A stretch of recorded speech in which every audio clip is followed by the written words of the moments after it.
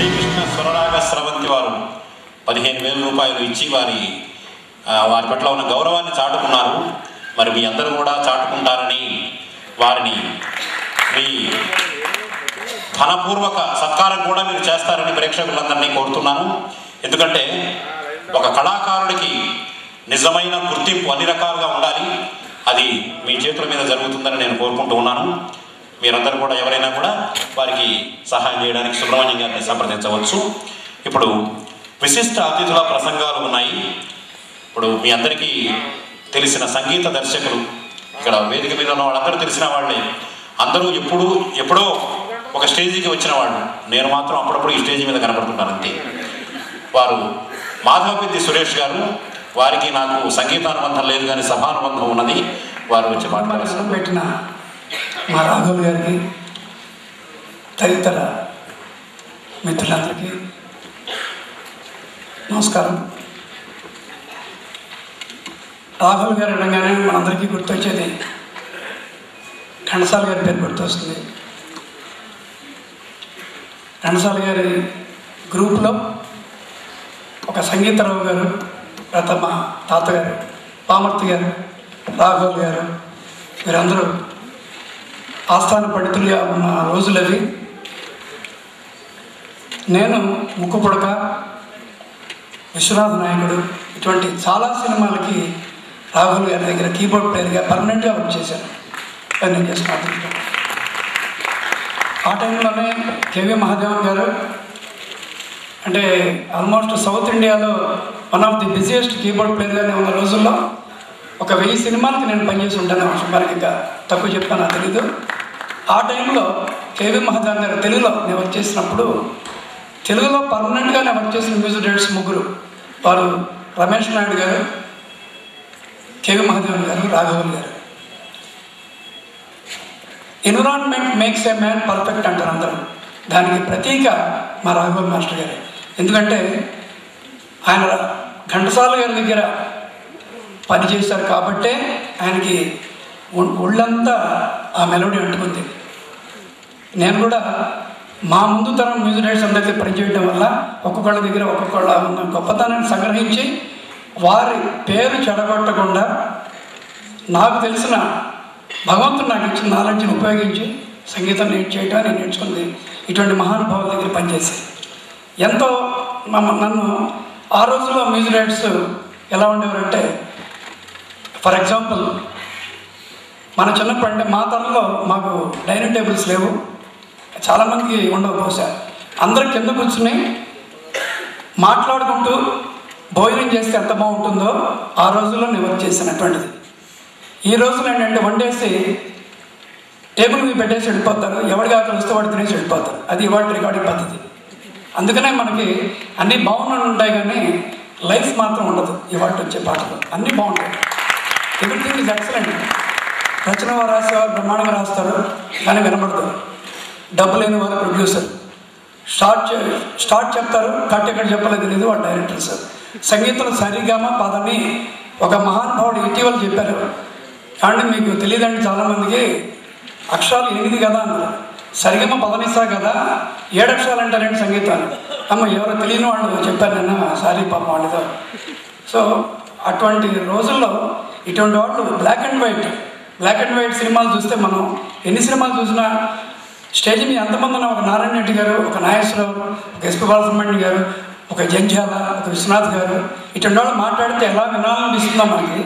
అలాగే పాతతరం సంగీత దర్శకుల్లో ఉన్న గొప్పతనం, ఆ పాటల్లో ఉన్న మహత్వం ఏంటంటే అది భగవంతుని ఇచ్చిన వరం తప్పితే అది మనం చేస్తున్న అదృష్టం కానే కాదు. అందుకనే రామారావు గారికి, రామారావు గారికి, నాగేశ్వరరావు గారికి, ఒక ఘంటసాల గారు ఎలాగైతే కుదిరారో, ఒక కృష్ణ గారికి, శోభన్ బాబు గారికి, ఒక బాలసుబ్రహ్మణ్యం గారు అలా కుదిరారు. అది భగవంతుడు ఇచ్చినటువంటి నిర్ణయం. నాకు చేసుకున్న అదృష్టం ఏంటంటే ఇటువంటి మహనీయుల దగ్గర పనిచేయడమే కాకుండా ఒక మహాదేవన్ గారు, రమేష్ నాయుడు గారు, రాఘవ్ గారు ఒక ప్లేయర్గా మమ్మల్ని ఏనాడు ట్రీట్ చేయడం, ఒక సొంత కన్నకొడుకులా ట్రీట్ చేశారు. అంతేగాని ఏదో మేము 1000 రూపాయలు చేస్తున్నాం అంతటితో మన బంధం అయిపోయింది అన్నట్టుగా రికార్డింగ్ ఏనాడు మమ్మల్ని ట్రీట్ చేయాల. అటువంటి మహానుభావుడికి ఉడతా భక్తిగా నేను నాకు అంటే ఇటువంటి పరిస్థితి సినిమా ఇండస్ట్రీలో ఎవరికి రాకూడదని నేను భగవంతుడు ప్రార్థిస్తాను. ఎందుకంటే దీంట్లో రెండు ఉంటాయి. దీపం ఉన్నప్పుడు ఇల్లు చక్క పెట్టుకోవడం ఒకటి, రెండోది ఇల్లు చక్క పెట్టిన పరిస్థితుల ప్రభావం అనేది అది మన చేతిలో ఉండేది కాదు. ఆ పరిస్థితుల ప్రభావం వల్ల రాఘవ్ గారికి ఈ పరిస్థితి ఏర్పడిందని నేను భావిస్తున్నాను. ఎందుకంటే ఆయన స్వతహాగా చాలా మంచి మనిషి, ఏ రకమైన ఎవరికి అన్యాయం చేసిన మనిషి కానీ కాదు ఆయన. కానీ ఆయన్ని ఒక స్టేజ్ మీద, ఒక స్టేజ్లో ఉన్న మహానుభావుని స్టేజ్ని కూర్చోబెట్టి ఆయనకి ఇంత ఇవ్వండి, ఇంత చేయండి అనేది అది నాలాంటి కళాకారుడికి చాలా బాధేస్తున్న విషయం. కానీ అది తప్ప ఒక జిక్కి గారికి కూడా అలాగే అనుభవించమంటాం. ఇది ఏ కళాకారుడు ఉండకూడదు ఇది.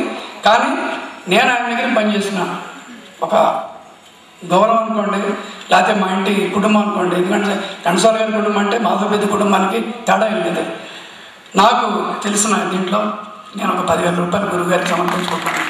ఇది నేను పొరపాటు ఏదో గొప్పగా చెప్తున్నాను కానీ కాదు. ఆయన నాకు ఇచ్చింది కొన్ని లక్షల రూపాయలు ఇచ్చారు ఆ రోజుల్లో. ఆ రోజుల్లో ఆయన ఇచ్చిన డబ్బుని మనం లెక్కలేసుకుంటే కనీసం 50 లక్షలు ఉంటాయి. కానీ ఇది నాకన్నా గొప్పవాడు ఎవరంటే ఇప్పుడున్న సంగీత దర్శకుల్లో నా సోదరుడు కీరవాణి. ఇటీవల పేపర్లు చూస్తాను. అతను చేసిన ఏనాడో అతను ఆయన దగ్గర పనిచేయాలి. మేమంటే పనిచేసాం, ఆయన ఉప్పు తిన్నాం. కానీ మరి రాఘవ్ గారి దగ్గర ఏనాడో నాకు తెలిసి కీరవాణి పనిచేయాలి. కానీ పెద్దవాడు అంటే అతనుకున్న గౌరవానికి real hats off to Keeravani. అతను చేసిన చాలా గొప్ప సంస్కార హృదయంతో ఒక రియల్ కళాకారుడిగా చేశాడు. అంటే మిగతా ఉన్న మైక్ దగ్గర మాట్లాడటం వేరును, నిజంగా సహాయం చేయడానికి ఉన్నప్పుడే వాళ్ళ వ్యక్తిత్వం బయటపడుతుంది. ఇప్పుడు ఈయన నాకు ఆయన ఇచ్చినటువంటి ప్రేమని, ఆయన పంచిపెట్టిన ప్రేమని నేను మర్చిపోలేను. ఆయన దగ్గర పనిచేసినటువంటి రోజులని మొదటి క్షణాలు మనస్ఫూర్తిగా తీసాడు. What's I'm telling my bottom heart. నా కుటుంబం తరఫున ఆయన 80వ జన్మదినోత్సవం చక్కగా వైభవంగా జరుపుకోవాలి. దానికి ఆయన దగ్గర పాడిన వాళ్ళు, రాసిన కవులు, మాలాంటి వర్క్ చేసిన అందరూ కలిసి ఆయన చాలా వైభవంగా ఆయన 80వ జన్మదినోత్సవం చేయాలని భగవంతుని సర్వదా ప్రార్థిస్తున్నాను. పర్సు పడిపోయింది, మాకు అందజేశారు. వారు ఎక్కడున్నా వచ్చి కలెక్ట్ చేసుకోవచ్చు. ఇచ్చారు సురేష్ గారు. మీరు కూడా ఏమి ఇచ్చినా కూడా అదే 10,000 అనుకుంటాం. ఇప్పుడు సురేష్ గారికి సత్కారం చేయవలసిందిగా నారాయణ రెడ్డి గారిని కోరుతున్నారు. ఆ మహానుభావుని దగ్గర పనిచేసినందుకు గాను మీరు అర్హులే అని మేము భావించి మీకు సత్కరిస్తాం. దైవం మానుష రూపేణ అన్నారు. దైవజ్ఞ శర్మ గారు వేదిక మీద ఉన్నారు. వారి గురించి ఆశీర్వదించాలి. మహాకవి, ఎంతోమంది వక్తలకు స్ఫూర్తి గౌరవనీయులు డాక్టర్ సి. నారాయణ రెడ్డి గారికి, ఇతర అతిథులకు, రసజ్ఞ ప్రేక్షకులకు, పాత్రికేయులకు నమస్కారం. ఒక పార్థివ శరీరానికి గుండె ఎంత ప్రధానమో ఒక చలనచిత్రానికి సంగీతం అంత ప్రధానం. శ్రావ్యమైనటువంటి సంగీతం ఉంటే ఆ చిత్రం అజరామరంగా ప్రజా హృదయాల్లో నిలిచిపోయేటువంటి అవకాశం ఉంది. రాఘవులు గారు తన జీవన ప్రస్థానంలో ఒకసారి పూర్వ నేపథ్యానికి వెళ్తే చేసిన సినిమాలు తక్కువ కావచ్చు, కానీ మాధుర్యానికి పెద్దపీట వేసినటువంటి రాఘవులు కానీ ఈనాడు కాలం పరీక్షించింది. దానికి ఈ కృష్ణ స్వరరాగ సమితి వాళ్ళు ఆర్థిక సౌజన్యాన్ని అందించడం చాలా సంతోషంగా ఉంది. ఒక్క మాట ఏంటంటే, నారాయణ రెడ్డి గారు మంచి మాట అన్నారు. స్పష్టమైనటువంటి సాహిత్యము, శ్రావ్యమైనటువంటి సంగీతము, దాని వెనుక నేపథ్యంలో ఉన్నటువంటి ఆలాపన, ఈ మూడు కలబూసుకొని పాట సజీవంగా ఉండేటువంటి అవకాశం ఉంది.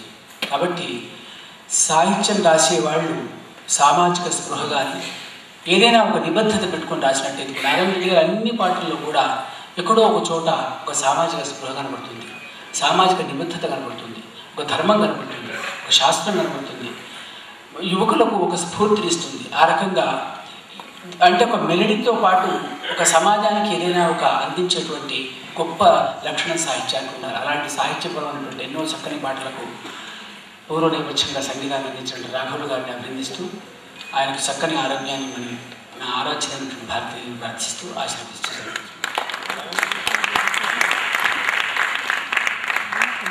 అతిథులందరికీ సత్కారం చేయవలసిందిగా కోరుతున్నాను.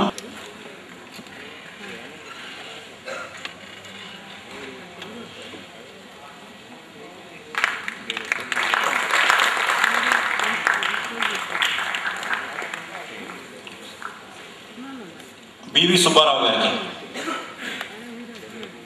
AGM public relations, State Bank of India.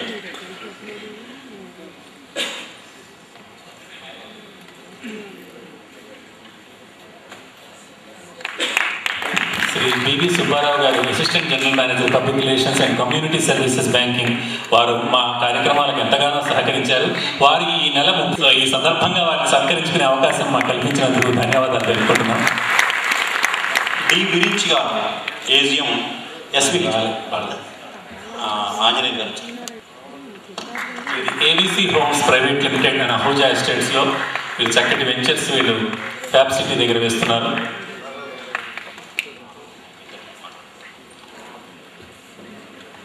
ఒక 2 yearsలోనే ఇంత మంచి మంచి ప్రోగ్రామ్స్ కండక్ట్ చేయటం, సెలబ్రేట్ చేయటం మాకు చాలా సంతోషంగా ఉంది. ఈ ఆర్గనైజర్స్ ఇద్దరు కూడా మా స్టేట్ బ్యాంక్ ఆఫ్ ఇండియాకి సంబంధించిన వాళ్ళు, అదొక మాకు గర్వకారణం.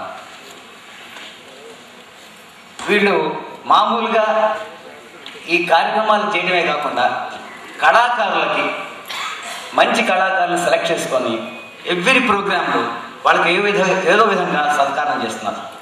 ఈ సత్కారం అనేటువంటిది స్టేట్ బ్యాంక్ ఆఫ్ ఇండియా వాళ్ళు మేము డైరెక్ట్గా చేయలేం కాబట్టి ఇట్లాంటి ఆర్గనైజేషన్స్ ద్వారా జరిపించడం వలన మాకు కూడా ఒక విధమైనటువంటి సంతృప్తి ఉంటుందని చెప్తూ ఈ చిన్న అవకాశం నాకు కలిగించ థ్యాంక్స్ చెప్తూ చెప్తాయి కాబట్టి వారు మాట్లాడారు. ఇప్పుడు యంగ్ హీరో బాలకృష్ణ గారు మిమ్మల్ని అందరినీ ఆదరిస్తారు.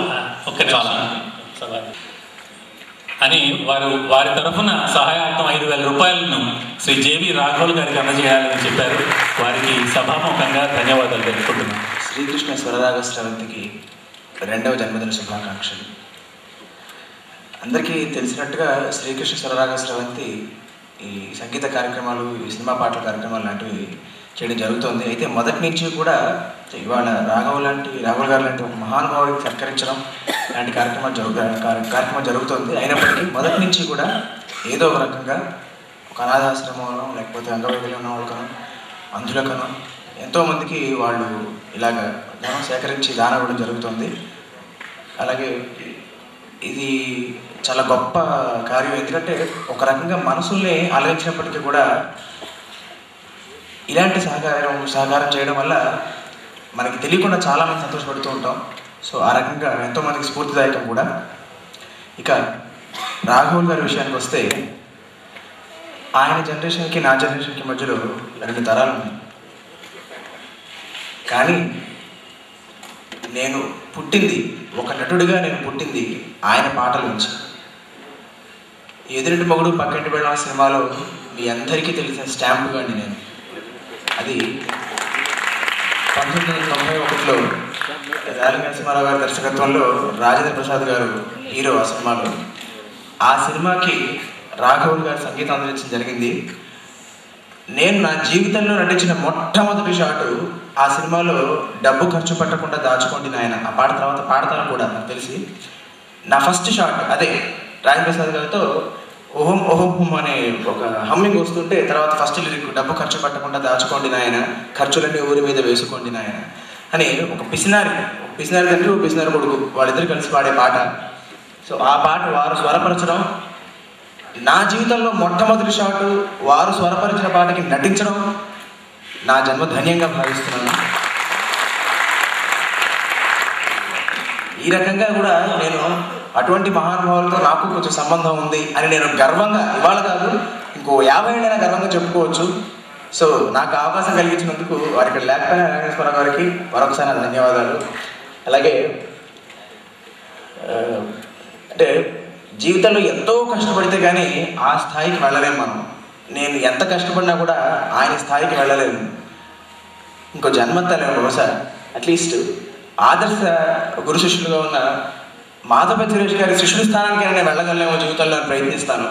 అంటే పుస్తకాల్లో గొప్పవాళ్ళు అని మనం చాలాసార్లు వింటాం, చూస్తూ ఉంటాం. మనకి లైవ్ ఎగ్జాంపుల్ గురు శిష్యులు ఇలా కూడా ఉంటారు అని అంటే కావాలని మైక్ ముందు చెప్పడం వల్ల కాదు, అది కాదు. బట్ నిజంగా కొన్ని విషయాలు చాలా త్వరగా మనసుకు హత్తుకుంటాయి. వారిద్దరి అంటే చాలా కళ్ళల్లో ఒక ఆనందం, ఆయనకి ఒక సంతోషం, ఈయనకి ఇద్దరికి కూడా పరస్పరం ఆ సంతోషాన్ని వారిద్దరి పక్కనే కూర్చొని నేను ప్రత్యక్షంగా చూడగలిగాను. సో నిజంగా నేను వారి ఇరువురు స్థానాల్లో ఆ శిష్యుడి స్థానాన్ని పొందగలిగినా చాలు నా జీవితానికి అని భావిస్తూ ఈ అద్భుతమైన అవకాశాన్ని నాకు ఇచ్చిన శ్రీకృష్ణ స్వరరాగ స్రవంతి వారికి మరొకసారి ధన్యవాదాలు. సన్మానాన్ని చేయించుకున్న తర్వాత బాగు చేయకుంటే మర్యాద బాగుండదనే ఉద్దేశంతో మరి అది కూడా జరుగుతుంది. ఆ ఏర్పాటు చేయమని కోరుతున్నాను. సంగీత పర్యవేక్షణ నిర్వహించిన సినీ రాగ విశ్లేషణ విశారద స్వరరాగ సుధాంబుది శ్రీ విఎల్ఎన్ చారియర్ గారిని సవినయంగా వేదిక మీదకి రావాల్సిందిగా కోరుతున్నాను. వీరు కూడా వయసులో పెద్దవారైనా ఎంతో ఉత్సాహంగా చాలా కార్యక్రమాలు ఎంతో ఉత్సాహంగా త్యాగరాయ గాన సభలోనూ రవీంద్ర భారతిలోనూ జరుపుకుంటూ ఉంటారు, చేస్తూ ఉంటారు. రంగమణి చారియర్ ట్రస్ట్ అనే ఒక ఆర్గనైజేషన్ ద్వారా నెలకొల్పి వారి సతీమణి పేరున నెలకొల్పి ఎన్నో చక్కటి వైవిధ్యభరితమైన కార్యక్రమాలు వారు నిర్వహిస్తున్నారు. వారు శ్రీకృష్ణ స్వరరాగ స్రవంతికి కురుతవులు. వారిని సత్కరించవలసిందిగా శ్రీ మాధవపతి సురేష్ గారిని కోరుతున్నారు. మా సంస్థ గౌరవ అధ్యక్షులు శ్రీ మాధవపతి సురేష్ గారి హస్తాల మీదుగా శాలువ మరియు సంస్థ జ్ఞాపిక బహుకరణ మీ కరతాళధ్వనుల మధ్య. మా సంస్థ మేన్మామ కాకపోయినా మేనమామ లాంటి వారని చెప్పారు. శ్రీ శంకరనారాయణ గారిని సత్కరించవలసింది.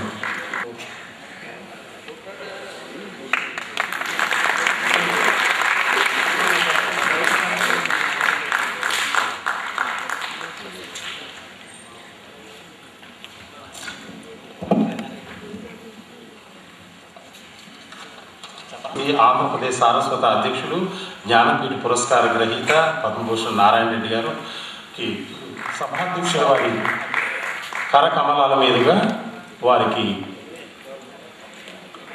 శాలువ బహుకరణ మరియు జ్ఞాపిక మాధవపతి సురేష్ గారు అందజేస్తారు. మా సంస్థ గౌరవ అధ్యక్షులు.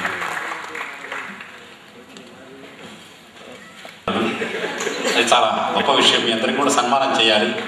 శ్రీకృష్ణ స్వరరాగ స్రవంతి 2 సంవత్సరాల్లో ఏర్పాటు చేసిన కార్యక్రమాల్లో ఇది చాలా గొప్ప కార్యక్రమం. ఎందుకంటే ఇంతకుముందు జేసుదాస్ పాటల కార్యక్రమం కూడా ఏర్పాటు చేశారు, కానీ జేసుదాస్ గారు రాలేదు. ఇవాళ రాఘవులు గారు సినిమా పాటలు ఇంతకుముందు ఇప్పుడు రాఘవులు గారు పాటల కార్యక్రమానికి రాఘవులు గారు కూడా వచ్చారు. అది చాలా సంతోషకరమైన విషయము. వారు వచ్చి వారు ప్రసంగించవలసిందిగా కోరుతున్నాను. రాఘవ్ గారు, ఈ జీవన తరంగాలలో ఎవరికి ఏది సొంతము అది మీ అందరికీ తెలుసు. ఇంతమంది గౌరవం వారి సొంతమైంది, వారిని మాట్లాడవలసిందిగా కోరుతూ ఉన్నాను. ఇదంతా ఉడతా భక్తి అన్నట్టు ఉడతా ఉడతా ఊచి ఎక్కడికి వెళ్తా ఊచి అనే పాట కూడా నారాయణ రెడ్డి గారిది వారి సంగీత సారథ్యంలోనే జరిగింది. వారికి రాలేదు కాబట్టి పాడలేను, దయచేసి మనిషి పడుతున్నాడు. నేను ఘంటసాల దగ్గర ఎన్నో పిక్చర్లు చేశాను. నేను ఇండిపెండెంట్గా 172 సినిమాలు చేశాను. ఇదిగో ఇలాంటి నారాయణ రెడ్డి గారు ఉండి ఆశీర్వదించి నన్ను పెద్దవాణి చేశారు. నన్ను మొట్టమొదటి మ్యూజిక్ డైరెక్టర్ చేసినటువంటి శ్రీ రామానాయుడు గారు